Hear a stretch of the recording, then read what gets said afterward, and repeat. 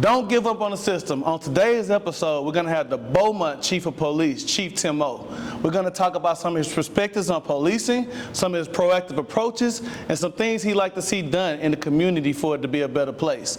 This episode is going to drop some gems. I can't wait to get into it. Don't give up on the system. Let's go. He told me, AJ, you either going to be a politician or a pastor, because you have a gift. The sky's the limit, the sky's the limit. So fly. We do all this for them generations that come right after us. He tryna make a way, made a way, and I got so much proof to show for it. The sky's the limit, the sky's the limit. Whoa.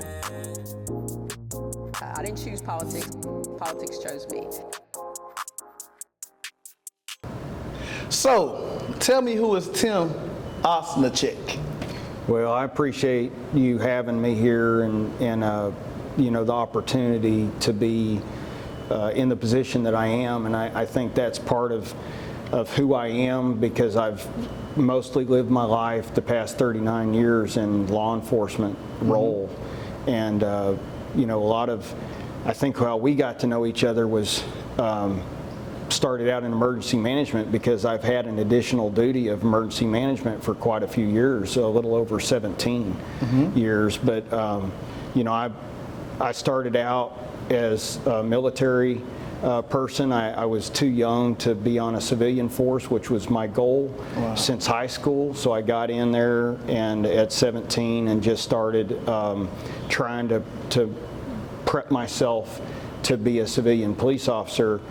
And I had the good fortune early in my career to get on as a reserve officer with a civilian police department outside of San Antonio in a city of Live Oak. And so I started my civilian career real young as well, and because of the military experience was able to start at 19 instead of 21, which is a benefit that, you know, some of our youth today, you know, there's some options, there's some avenues to get involved at a younger age, both civilian side and the sworn side. So, you know, by the time I had an opportunity to come to Beaumont, it was about 33 years ago, and I basically worked my way up. I married before I came to Beaumont, but all my kids were born here in Beaumont, and they were you know, my kids went to school here in BISD schools. You know, I live in town, and you know, I've been fortunate to work through the ranks and have some good opportunities both through emergency management and through my police career to get really involved in the community. And that's really what I'm trying to do, is just be part of the community. Okay. Well, Chief, you talk about emergency management. In this area, Jefferson County, Texas, for our viewers who are watching who may not be from here, we have a lot of storms. Can you kind of tell us, you know, some of the things that entail, some of the things you deal with emergency management? I think that's pretty, you know, intense and a big responsible job. Yes, sir. You know, quite often, the first thing that comes to people's mind when they think emergency management is hurricanes, and the first thing they do is say, "Oh, we got lucky because we did or didn't have a hurricane." But as you know, this area has been hit by a lot of hurricanes, so that starts the conversation. But you know, we've had a lot of other things. We've had everything from a very unusual drought last year. Now we are back in a drought. We're dealing with it right now. You see, you know, water lines bursting that don't normally happen in this part of Texas. But we've had COVID. We've had you know, H1N1. We've had major events. We've had flooding. We've had ice storms. You know, who would think that like the ice storm of I think it was 97 would produce more vegetative debris than a hurricane? Wow. But you know, so there's a lot to it, and a big part of emergency management is the coordination, the partnerships that develop and that are necessary to make it work, because it's not a one-person show, it's not a one organization show, it's not even just the city of Beaumont, it's all departments working together.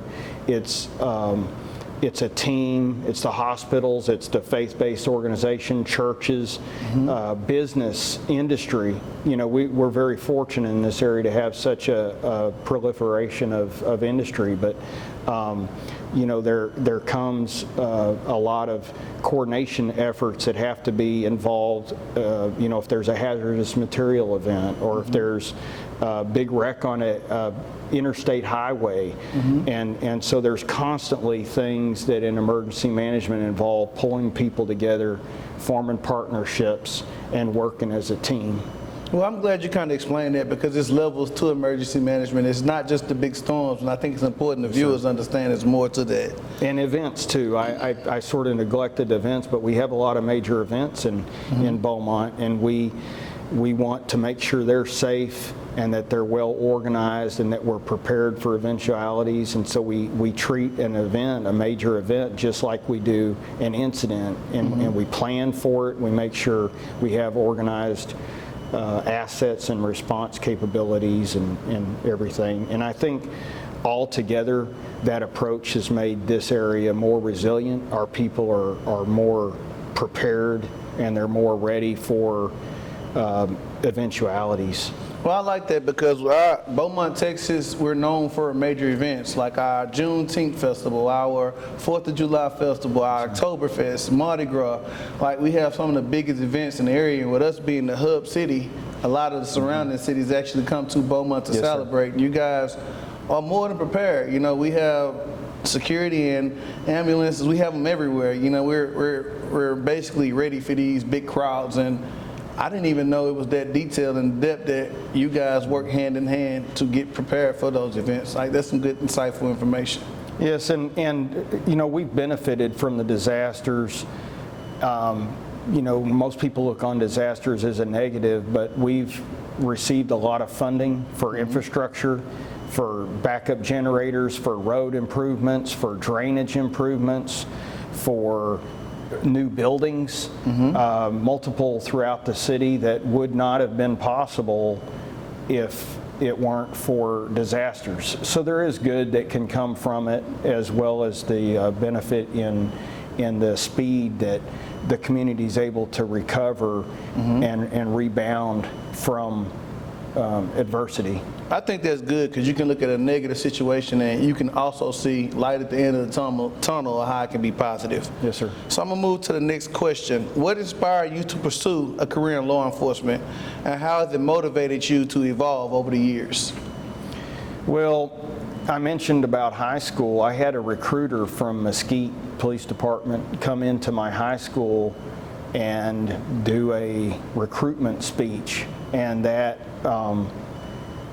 you know, that is something that always interested me. I don't know if it was his approach to selling the job, but the ability to go out there, get involved, help people, be able to do something that's beneficial, that makes a difference. All those things were, I think, contributed to my goal to doing that, and then the subsequent work through the years just added to it. You know, it's great when you hear positivity, and that's something that I've heard a lot of in recent months is hey, thank you, I've seen you doing this, you're involved in that, and those kind of things bring some comfort and some perspective to you know, that it does make a difference, and that pushes me to keep going and to want to do this job. Yeah, I actually can speak to that, because on council, 99% of the things we vote on, we probably agree on. That 1% that we might not agree on is what everybody pay attention to. One of our toughest votes as a council member was hiring the police chief, or approving the hire of the police chief. And I will say, it was quite impressive that you got a unanimous decision. All 7 council members supported you to be the leader of our law enforcement in Beaumont. Like, how did it feel that all 7 council members supported you and showed that they had confidence in you leading this community as far as law enforcement? Well, number one, it's a huge honor, but it sends a message to me it sends a message to the department, and it sends a message, I think, to the community, because y'all represent the community. And I've heard the same support throughout the community is confidence, positivity, and that means a lot, because our job depends on community participation. We don't work alone. It's not a silo. We can't be the end-all, be-all. And what we have is, sort of a community approach. And this community's always supported, our council has always supported the police department. But it means a lot when all the council agrees that we want this person to lead the organization. We agree with the way this person is approaching the organization and what's happening. And without that agreement, it sends a different message out, and it creates division and divisiveness. And so I think that just the unanimous vote really makes a huge difference in going forward, and the support that people give, the support I get when I bring stuff to the council, because I'm there a lot on different issues, the support y'all have given us for additional personnel, the equipment that we have that we depend on. So we are very appreciative. We're appreciative for you as well, and I think we showed it with our decision. So Yes, I appreciate you. Again, I've told you this more than one time, but I'm going to say it again on the show. I appreciate what you do for our community. Yes, sir. We very much appreciate it. What does a successful first year as chief look like to you? And what are some key goals you like to accomplish? Well, I think several of the questions deal with perspective. And I would love for the first year to be smooth and there to be everything goes perfectly fine. But in this business, there's always issues. And to be able to overcome those issues the right way, the support of the community unwavering, the support of the council unwavering, those things to me provide perspective. The feedback that I get from the community tells me to a large extent if I'm doing my job right or wrong, and to get that, solicit that information, I'm just getting out there as much as I can in the community and trying to get that feedback and actually solicit feedback and try to address every problem as well as I can, trying to anticipate issues and trying to allocate manpower and the work of the department in a way that's most conducive to what needs to be done, what the mission of the department is. Efficiency. Yeah. Efficiency, yes, sir. Yes. Streamlining. Okay. What is one unexpected challenge you faced since stepping into the role, and how did you tackle it? As far as tackling it, I'm still working on it. But Okay. you mentioned something that is the toughest situation. I came from 8.5 years as a captain. I was the emergency management coordinator for the last 17 years. And I've been busy, and I stay busy. I stay involved. I've been, because of my work in the administrative division, I was over the police community relations.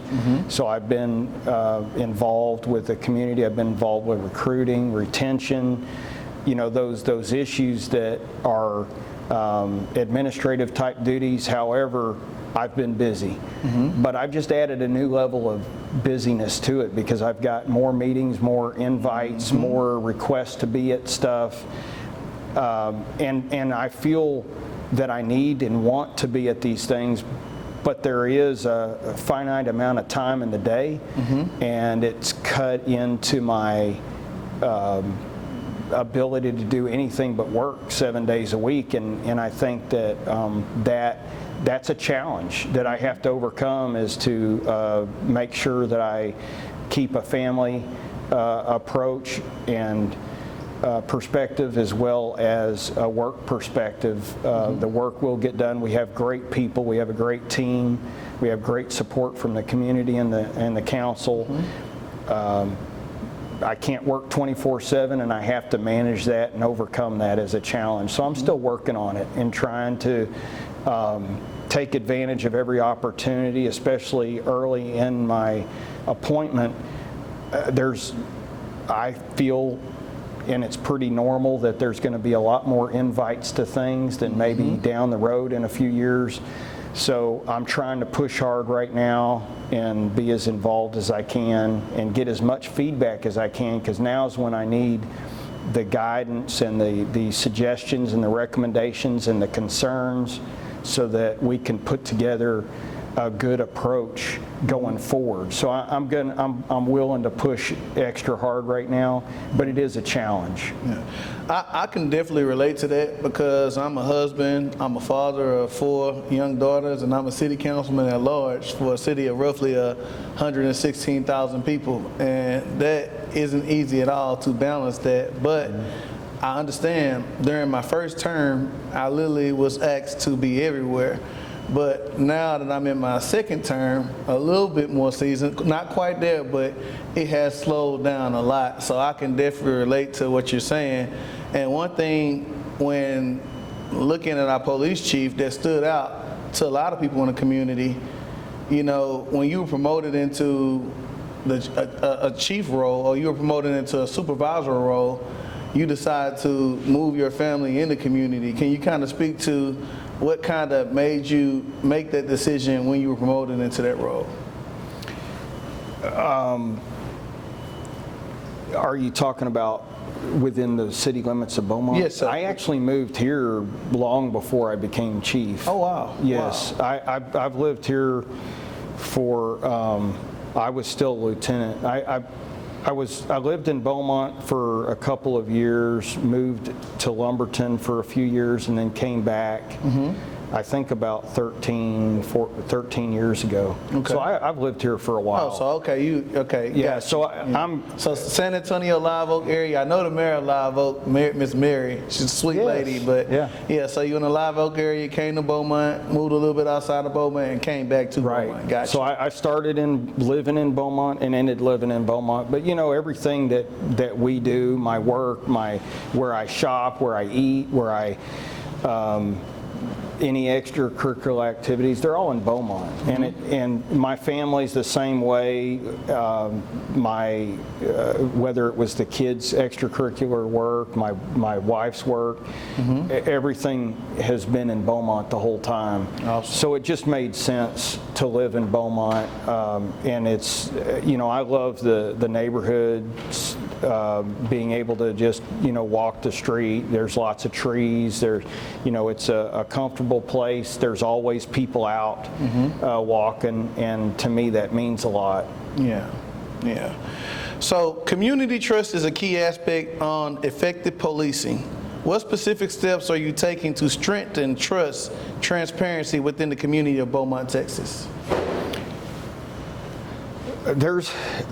That's really a lot of questions all in one little short sentence. But you know, the transparency and trust sort of go hand in hand, so I totally understand it being combined. There's a lot of steps that we're taking. One is just being out there, being available.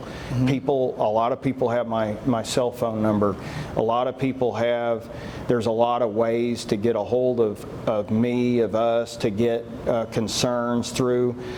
We've been a full service department for our history. But wait a minute, Chief. I think a lot of people might not understand full service. And at first on council, I had, you know, some struggles understanding it, but I was like, wow, you guys do that much. So can you kind of explain them what full service is? Well, you know, if you call, we'll come.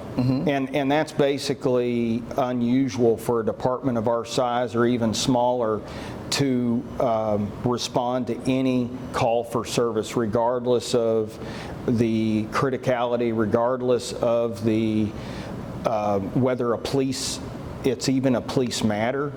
But bottom line is we want to be there for the community. But what that means is that our officers are stretched thin on calls, and they don't have potentially the time to be more proactive or more visible if they're just running call to call to call. So we have to take that into consideration, and we're available. We have 18 neighborhood associations right now. We're at every single meeting, and we usually have more than one person at every meeting. We have people from patrol. We have people that are going out in the communities.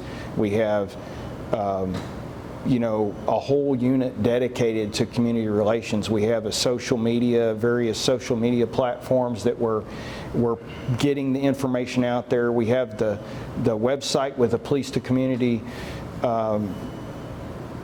web page on there that is putting out information almost real time as far as calls for service, what's going on out there.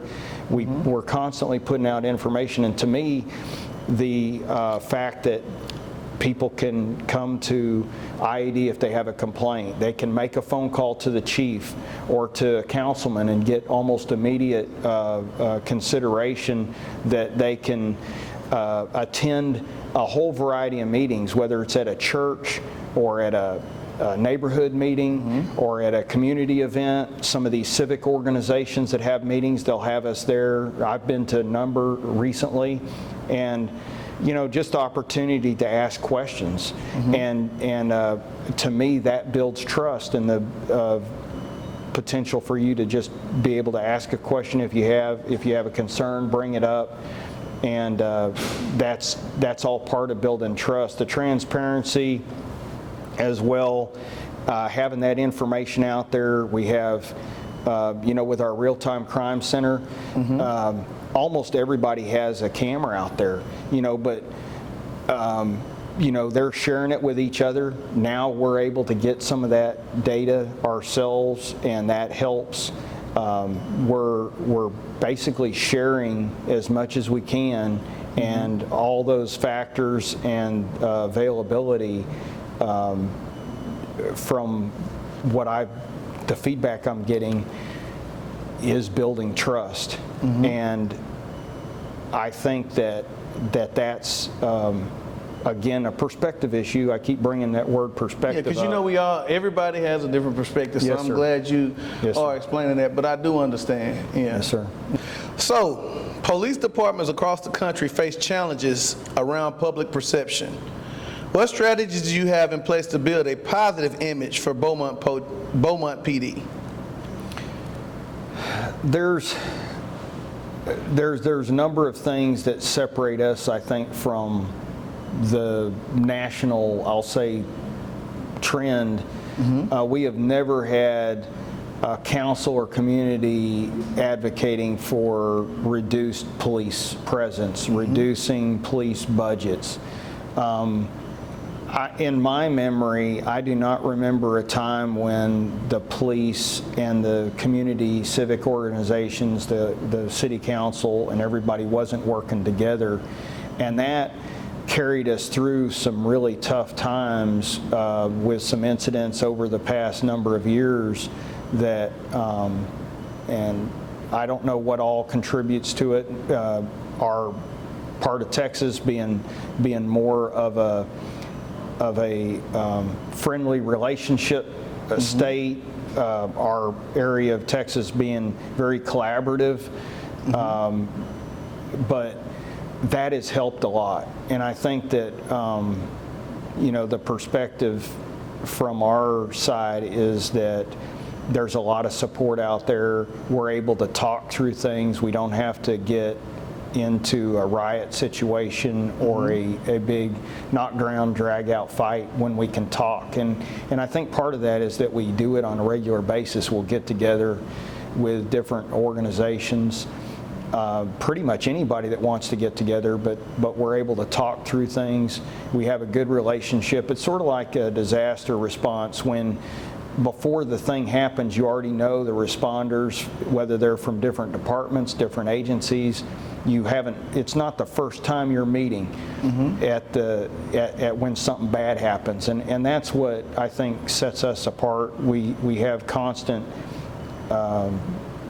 meetings and discussions, and we participate in different events together, and that sets us apart, I believe. Yeah, just something I want to touch on that was pretty impressive to me, and it was under Chief Singletary's leadership, which you were a part of, his leadership team. When the George Floyd incident happened, he actually reached out to some younger leaders in the community and actually met with us to see what were some of our concerns, what were some things that we can do to make sure it's peaceful protests, what were some of the things that we can do to have a better working relationship. And that's just a testament to, proactive policing, and I was very appreciative of that. And it was even protests where, police kind of escorted people protesting to make sure it was a peaceful protest. So that was just an instance where I seen something that could have went negative because of proactive policing. It was really a positive. Yes, sir. Yeah. And it's all about communication. And just like those, what Chief Singletary did, he sort of set the bar when it came to community policing, to community engagement. Our guys, when we know about something, when we're given that information, we'll reach out, we'll communicate beforehand so that there's no surprises. And that constant relationship, I think, that proactive approach that you talk about, makes the difference. So when it comes to relationships or touches or groups in the community you wish you can get in front of, can you kind of speak to what are some of those relationships or touches you're looking to grow with? Like what are some of those groups that you think you need to get in front of, or what support do you need to get in front of different groups in this community? Well, it's sort of the same conversation as our recruiting has been, and but at the same time, we have some normal, like I mentioned earlier, 18 neighborhood associations and other groups that we're constantly involved in, but to some extent we're speaking to the choir. What we need the opportunity of, and some pastors have given us the opportunity to bring us into a church environment where there's a bigger number of people, but not every person that has a concern about the police department or about something that's happening in their neighborhood or at their business place may not be at the church service. They might not be at the neighborhood meeting. They might not be at a civic organization. But people have concerns, and getting us in front of the right people is a big issue. And I think that takes the community leaders, whether it's a pastor, whether it's a person with a group of people. These podcasts reach a lot of people. Well, if we have some feedback and say, hey, my organization is having a frat party or something, we're having something over here, can y'all come talk to us about something? There's a lot of things that we can take care of with communication, and sometimes if we don't know what the problem is, we can't address it. And if people don't have a chance to vent or to express their concerns, it builds up, and it turns into a problem that could get out of perspective.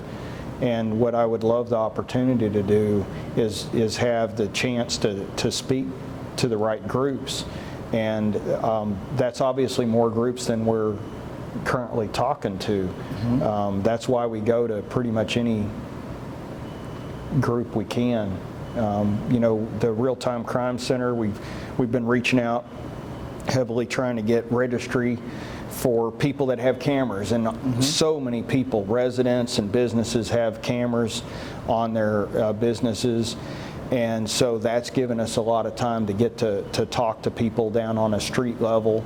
But sometimes our guys are so busy, in fact, most of the time they're so busy that there's not time to do some of this innovative, more proactive approach without some support, some help. Put us in front of the right people, give us opportunity. So guys, you hear him. He's saying hey, let's get him in front of some of these right groups, the right opportunities, so we can have transparent conversations, so we can kind of see the right kind of change in our community. I respect you for even willing to do that. One thing that we can touch on, since we're kind of on this topic, is we get a lot of concerns about cold cases. And in most cases, cold cases happen, to my understanding, because the lack of communication and cooperation between the community and law enforcement. Can you kind of speak to, those cold cases and how important it is to have those relationships and communication when it comes to them? Yes, and you touch on, one little thing about cold cases touches on a whole bunch of things. Trust is again a big deal, but we'll have an incident with 50 or 100, maybe even 1,000 participants, and not one person admits to seeing anything. And so it's obvious that we have a lot of cases where people just don't want to get involved. People don't want to relate. Some of them, they don't want to be the rat, or they don't want to be the bad guy. Some people may feel threatened. However, we do have Crime Stoppers and other methods to make sure that your information's kept secret. We have a lot of video. We have evolving technology every day. So cold cases is such a tough deal because some of these, especially the most violent crimes like a homicide, traditionally the solve rate of something that's done in a short amount of time, like a few days, is traditionally statistically way higher. Currently our rate is extremely high of solutions, almost 100%. The longer that it takes us to pursue that, the harder it is to either get people to step up. They change their mind, they forget, they lose stuff. The faster we can get evidence, the better. But you've seen recently a couple of cold cases that were solved through DNA, through extensive investigations, that evidence comes up later in time, or technology is developed to allow us to do things we couldn't do when that offense actually happened. Even time to investigate's tough. So we have a situation where we have a limited amount of staff and a whole lot of investigations. What we're trying to do, and we have been, I know you're a big advocate of this, is making sure that we keep focused on the cold cases. So sometimes we can be our own worst enemy, and I know you've said that, and it's back to communication. We can be investigating as hard as we can, but if we don't tell the people, if we don't get back with the victims and say, hey, guess what? We're working, we've done this and that, but guess what? We haven't made any progress.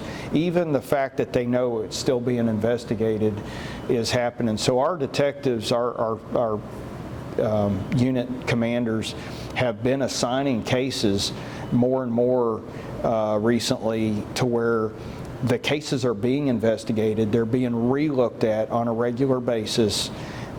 Is there new technology? Is there new evidence? Can we go, maybe back to a witness and try to get that? So it's a lot of things that play into cold cases, as well as time for investigation. And obviously it's a lot harder years later. If we had the support of the people that obviously witnessed it, we could solve a bunch more cases, especially when it comes to aggravated assaults and those deadly conducts where, drive-bys and things like that, where, there's multiple witnesses but nobody wants to say anything. People get shot, they're shooting each other, but they don't want to tell who did it to them because, they're going to take care of it on their own. And so we, it's a lot of angles to dealing with a cold case. Yeah, and I think it is very important to discuss, because a lot of people may not understand what a cold case is. And yes, sir. you know, for the ones who don't understand what a cold case is, can you kind of break it down a little bit for them? Well, a cold case generally is just a term that's used for something that's somewhat inactive, or it's not under immediate investigation for with evidence that's being pursued. You know, sometimes either because of a lack of prosecution, the victim refuses to prosecute, or the witnesses don't come forward, or there's not enough evidence to make a case that the DA can accept, that they feel comfortable that they can take to a judge or a jury. That case has to be delayed until there's sufficient evidence. And you know, the juries and the judges of today demand a lot more. Everybody's watching these TV shows, cold cases and real-time crime and all these things, and they see all this technology, CSI, you know, shows. And some of the technology exists, some of it's much overrated, but you know, and this plays into the real-time crime center too, but a picture's worth 1,000 words. So now that you know, so many of the cases have video evidence or picture evidence, that really helps. So a case to be accepted has a huge amount of demands, and sometimes those cases, in order to have it, aren't on the front burner because we don't have the information that we have to prosecute, and the term that's used is a cold case. And just to the viewers, that's why it's extremely important, if you see something, say something. Because Yes, sir. Understand, that's family members' peace of mind that they have to live with just to lack of communication. So the hot topic, one of the most impressive things that's happened in the community of Beaumont is Real-Time Crime Center. So the Real-Time Crime Center is a major project for the department. How do you see technology reshaping the work of Beaumont Police Department, and how will it impact the community and its safety? This is, I think, the project of the department's history, and it's definitely it's an awesome opportunity. We've had a huge amount of success. It went live early this year. You were at the grand opening. But even before the grand opening, immediately upon implementing some of the software and the platforms that are in it, we're able to leverage technology to solve cases that likely would have never been solved. Almost assuredly wouldn't have been solved. We're able to solve things a lot faster. We're able to, you know, like take stolen vehicles. How often is it that you know whether a vehicle's stolen? It might have been stolen in another state, another city, another county. So unless we have a way to know that that car is stolen, we don't know to stop it. Well, now our rate of stolen vehicle recoveries is about 4 or 5 times what it was before, because we're being alerted that there's a stolen car in town and here's where it's at. So, you know, leveraging technology is actually allowing us to stretch our manpower. We can't have a cop on every street.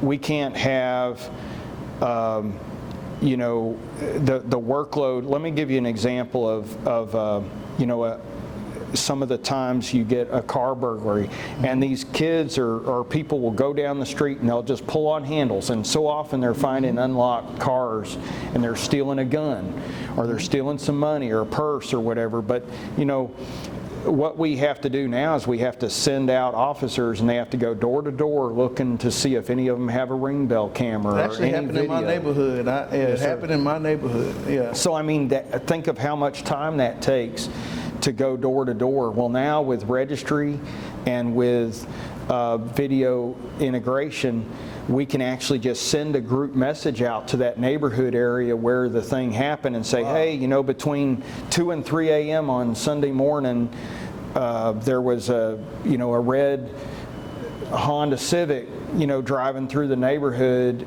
will you see if you saw anything? And everybody can just look, and there's a link there.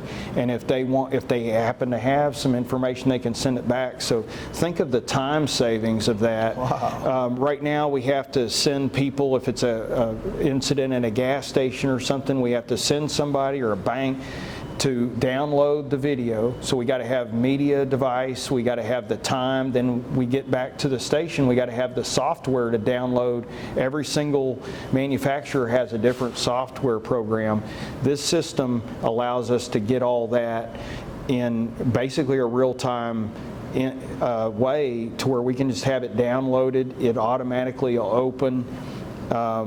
So we're able to have one operator potentially looking at a whole host of platforms and cameras, whether it's traffic lights, in-car cameras, body-worn cameras, building cameras, the computer-aided dispatch system. They all integrate into one screen, so instead of having to have a whole bunch of people looking at their own perspectives to see what's going on, they can connect all these data points together, and they're able to direct officers. We've had instances where somebody's trying to get a gun or hide a gun during a disturbance, and the people in the real-time crime center are able to alert the officers, hey, this is going on right now behind your back, pay attention. Yeah. And so there's quite a few successes, including the ability to have what I would call precision policing. So often you have a disturbance, and you talked about the parking lots issues, and we've had even recently, and I think the U.S. Attorney's Office is putting out a press release today about one of the cases that happened on Concord, but basically we get a call that there's some guns out there, but the camera systems, they're able to look at actually who has the guns, what car it is, and stop them as they leave, not in the middle of the parking lot with hundreds of people, but as they leave, they're able to take them into custody, and they know exactly who to look for. They know exactly which car to look for. And nowadays, if you say a white car, like half the cars are white. So when I say precision policing, you're not stopping everybody hoping you get the right person. You're able to go directly to the right spot and take care of the situation in a fast manner. And those assets wouldn't be possible without use of technology. So I have to touch on this because it's all about partnerships and relationships, as you stated earlier. In the state of Texas, Beaumont was roughly 98.5%. The crime rate was higher in our city versus other cities in Texas. But the unique thing that I do want to applaud our Beaumont Police Department on is when it's a problem, often you see people have a lot of complaints with no solution. But you guys went out, did the research, found the real-time crime center, presented it to the city of Beaumont, presented it to council, we approved it, funded it, now we're implementing it. And I'm hearing that almost more cameras are registered in Beaumont in a shorter period of time versus some cities who've been doing this for a lot longer. Yes, sir. You guys partner with BISD, you partner with a lot of local businesses, bars, nightclubs, where we have disturbances. Can you kind of speak to, that whole proactive approach and just the mindset of a solution to a problem, not adding to a problem? Right, and the biggest thing, and you mentioned it, is partnerships. We are not having to buy. I mean, the real-time crime center was not cheap, and we were fortunate in the council providing us some funding in the grant pursuit. But bottom line is it takes partnerships, and everybody has cameras. We talked about the phones earlier. Almost everybody's carrying one of those, but there's so many assets already available. So instead of us having to buy all these new assets and put them up, we're just partnering. We're just using other resources and that already exist. And so, you know, some of them are integration, BISD, Lamar, LIT, some of the gas stations you're talking about, the business owners, even some residents have been willing to give us, you know, say they're on a corner or entrance to a subdivision, you know, those abilities, a huge amount of funding that we've got, a lot from grants for the flock, which is license plate reader technology. So when we have information maybe after the fact that, hey, somebody just stole an ATM machine, well, we're able to go back and look at data and you know, a lot of times, you know, when it comes to evidence, a picture's worth 1,000 words, and you need that photo, that video evidence to really make the case. And so we're making cases better. We're partnering with the community. It's given us an opportunity to integrate or interact with the community. And you know, a lot of people, not a lot, but a number of people have already stepped up and even given donations to help with more integrations. So that's helpful, and you know, it's stretching our manpower. It's given us a lot better tools to work with, and reducing the amount of time and effort that it takes to have officers doing all this, you know, point to point. Yeah, the efficiency. I even have screenshotted the message before on the internet just to show you responses. You and our city manager show responses to how positive the community is. Wow, they're solving things quickly, but it's a testament to let people know in Beaumont, Texas, we're not playing. Right. You do a crime, we're coming for you. Well, and I think there'll be some preventative effect. Once people have the knowledge that they're going to get caught, that is going to realize a preventative effect. And so between catching more people and the preventative effect, I fully expect you to see a reduction in, you know, it takes time for those reductions to show up, but in the next year I would hope that that is very visible even through statistics. And I'm more than confident, Chief, that it will be, because you're seeing people on the internet who normally don't say the kind of things they're saying. They're saying things like, wow, they caught them fast, you better be careful doing this. There's cameras everywhere in Beaumont, and that's the kind of preventative approach I agree with you. We want the image of our city to have.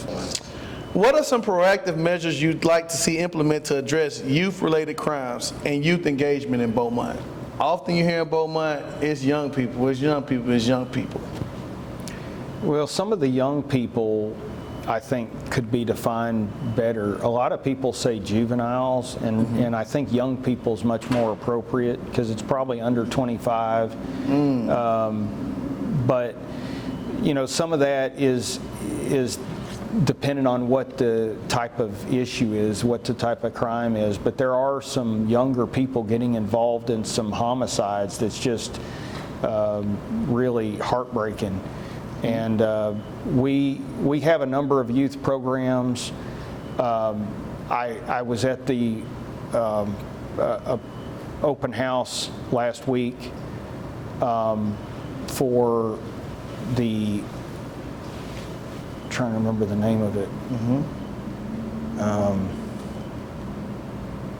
I'll have to look it up to tell you what it is. Yeah. But they have youth programs, and one of the things they're adding is like mentorship and building, sort of the building blocks of communication skills. It seems nowadays that so many of our youth, they either grow up with texting, social media, games, whatever, but they're refusing to talk. So they're immediately going to fighting or to drawing guns, knives, instead of just some communication. So some of the things that have been done by a number of organizations give some outlets for people, and I think outlets is important.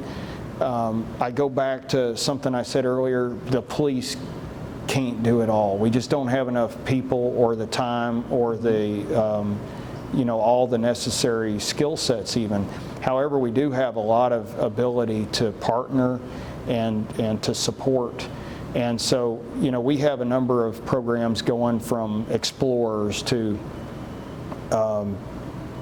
college and high school programs, education. But there's some, I think, mentoring programs. There's various sports that there's programs out there. Rather than us having our own programs, we can partner with other organizations, and we have been, that do. The city's in a process of establishing are re-engaging some programs at the Sterling Pruitt, and there's a number of community leaders around the community, various wards that have stepped forward, with programs. Some of the neighborhood meetings, I meet these people, they have programs. I think part of the problem is connecting the youth to the programs. Some of the programs are very narrow, and the focus, engaging with people more in the schools, in the colleges. I know that Chief White, Fire Chief, has some coordination going. We're partnering with him and Lamar and LIT on some programs with BISD to try to get more public safety education in the schools. But it's more than about just giving the kids, the youth, something to do. It's getting them prepared for life, to engage in the community, to become, work citizens, to have, to feel they have value. And those are the kind of things that I think we're trying to do, is just get more involved in programs that are existing instead of having to invent or have a whole bunch of programs ourselves. I agree 100%. One thing that I've learned just through being a council member, I'm not only a council member for, our adults or our seniors, I'm also a council member for those students, those young people coming up in the community of Beaumont. And one thing I think we as adults can do a better job of, maybe we should poll our students to see what they want versus trying to give them what we think they want. And I found that to be successful. I actually did a poll, and a lot of them said we like more than just sports. We have people who can sing, who can dance, who may be able to rap, who may be able to do anything. And it brought the point to me putting together a youth talent show. And we did it at the city of Beaumont at one of our facilities, and it was free to the community, and it was almost standing room at capacity. So that taught me a valuable lesson. Just like we're listening to the citizens in Beaumont that are adults, we have to do a better job listening to our kids. Yes. And I like the way you said, instead of reinventing the wheel, let's do a better job partnering and working with the people already out there doing the work, because they need that support. So I really like that answer. The theme of this podcast is don't give up on the system. What would you say to people who feel uneasy or discouraged about the system? There's always issues. And I think, in the city, we've constantly tried to tackle things, whether it's high weeds, a broken sewer pipe, loud noise, somebody selling drugs at a house. We talked about, you call us, we'll come. But there's, we have to know about the problems to address them.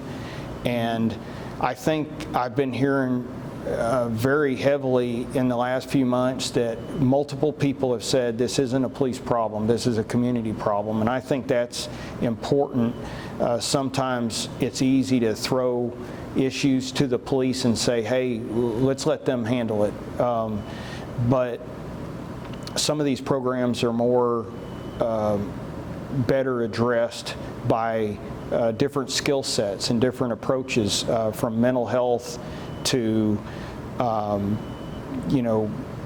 youth interactions and other things. Instead of having the police do all these things, we need community participation. We need parents to teach their kids how to behave. We need school supports. We need neighbors to handle up, be a good neighbor, and it's easy sometimes to pawn it off on somebody else, but I think a lot of people taking ownership of things. I've had pastors say, hey, we got to get involved in this, or this is our problem. It's a community problem, and it takes that partnership to make things work. We'll go to a neighborhood meeting, and there's always police there. Mm-hmm. There's not always representatives from every other city department, but we're able sometimes to connect the gap. So if you have an issue, you can, we'll try to help you connect the gap. There's 311 city information, but again, that's a case of partnerships, and that's just a big issue, I think, is having the right assets, the right skill sets, handling different issues within the community. Yeah, so basically with the system, you think it's important that we continue to build this trust, build these partnerships, have these avenues so we can make sure this system is something people can believe in. And I think throughout your interview, you have stated how important partnerships, relationships, working together, how important that is to you. And I think that's important to hear, your chief of police speak to those partnerships, how important that is to you as far as making this community work. Yes, sir. And this is my favorite question I ask everybody before they leave the show. When your career is over, what do you hope people remember you most about your time in office? What your legacy? What do you hope people remember you most by? I guess I'm not even sure I can answer that totally. I'm not there yet. I would like to be seen as I made a difference. There was benefit. I was able to get things done. There was improvement.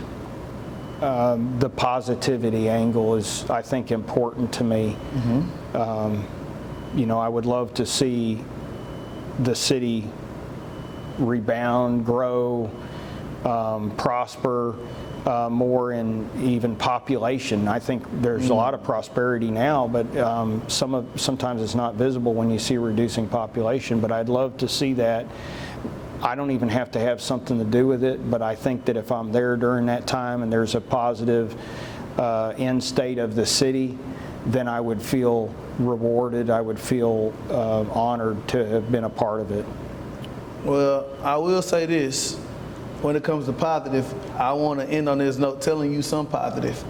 You're already a part of the positive change because you're our chief of police. And before you became chief of police, you were a resident of Beaumont, helping that population. Not only were you a resident, your kids went to BISD, and they were a part of that population growth as well. One thing that stood out to me about you is not only did I always see you in a leadership role with emergency management, making sure we were safe when it came to any type of emergency in Beaumont, you were physically in our community. That actually stood out to me. We did community cleanups. I look to my right, I see you in a ditch picking up trash, and I'm like, wow, that's one of the people in leadership, going that low in the trenches to build this community up. I go to a neighborhood association. I look up. We need someone from the police department to speak up beside one of our PR representatives, and man, Mr. Tim is out there. So it just kind of resonated with me that, man, this guy is everywhere.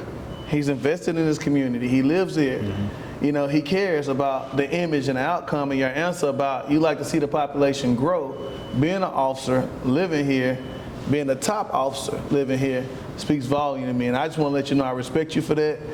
I was happy to cast my vote in support of you as the police chief, and I'm looking forward to what we can do to change the narrative about crime in Beaumont. I'm looking forward to this partnership extending. So thank you, Chief, for having me. Appreciate you having me. All right, thank you. Man, guys, we just had another banger. The city of Beaumont new police chief, Chief Ocnaschek. I gave him the nickname of Chief O. This chief is physically in the community doing a lot of impactful things. He gave some very knowledgeable information about how we're going to proactively do things in this community moving forward. He did a great job. Don't forget to like, follow, and subscribe on our channel. Don't Give Up on the System on all social media outlets. I'm AJ Turner. I'm out. I didn't choose politics. Politics chose me.